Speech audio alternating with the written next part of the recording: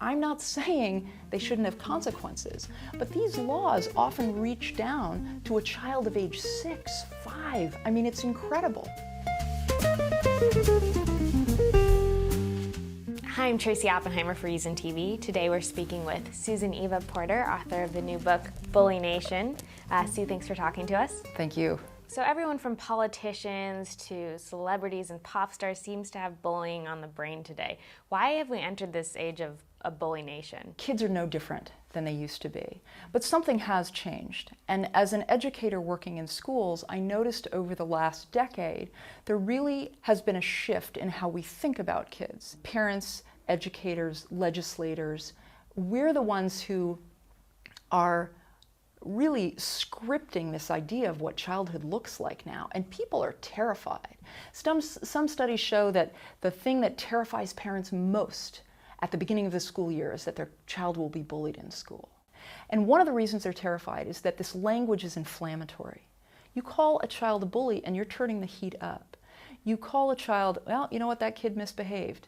That doesn't turn the heat up. And so what we have, especially in the media, but it's seeped into parent conversations, educator conversations, conversations between kids. We have this very inflamed rhetoric that then puts people at great disease and really, I think, diverts them from solutions. You said kids aren't the ones who have changed, so Yeah. why is it getting so much more attention now? Because I think we live in a constant state of fear in this country. I believe one of the events that caused this shift was Columbine.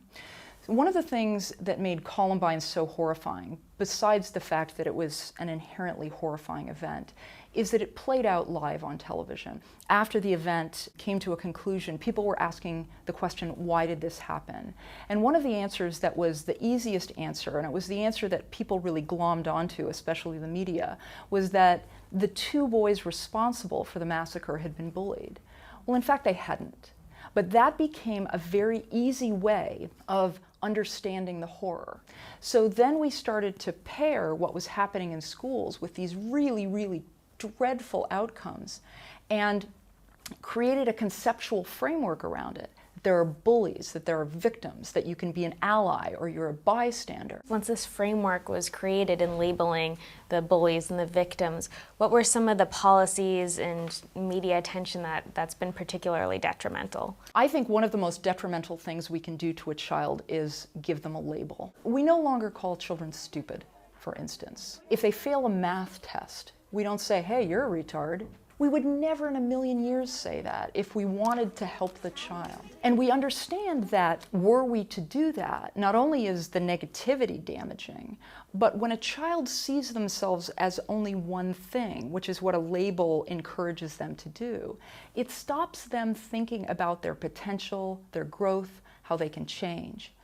So once we start labeling kids, bully, victim, ally, bystander, we've created this sort of fixed scenario or this fixed play that they're in, and they lose perspective about who they are as people, but also they don't have any incentive to change because we've just said to them, this is who you are.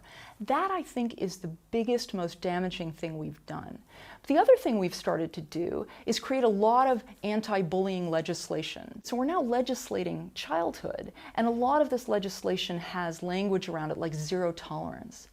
Well, we're talking about zero tolerance for kids making mistakes. So if we take away bully language and we say, well, that kid isn't a bully, that kid is somebody who's made a mistake. That kid is somebody who hasn't learned a lesson yet. But the way we're going to try and make them learn it is come down so hard and so emphatically that we're going to have a law against what they do. Again, I'm not saying they shouldn't have consequences, but these laws often reach down to a child of age 6, 5. I mean, it's incredible. And so we're now trying to mediate problems in childhood through a legislative response. And another aspect of zero tolerance and a lot of legislation is that it's typically one size fits all. Absolutely. So how do we approach this from a more case-based basis. We've got to take a comprehensive approach, and zero tolerance isn't comprehensive at all. We want them to be invested in change. We want their parents to be invested in change. Parents are the people most invested in helping a child. You call a child bully and you lose their parent because they're offended, they're defensive. Okay, so we want to help a kid change, and if we say to them, you can never do that again, you can never make that mistake again, if you do, the world will collapse, which is really the zero tolerance approach. Where is that kid to go? When they don't meet our expectations, that's when they need us. They don't need us when we're good. Yay, you're good, yay. They need us when they're bad. They need us when they make mistakes. And we call them bullies. We are no longer invested in helping them.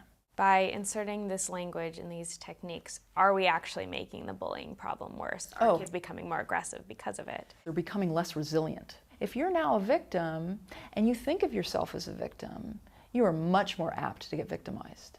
And now we're not teaching kids, you know, sometimes you just, I know you're feeling bad and let's help you get over your feelings.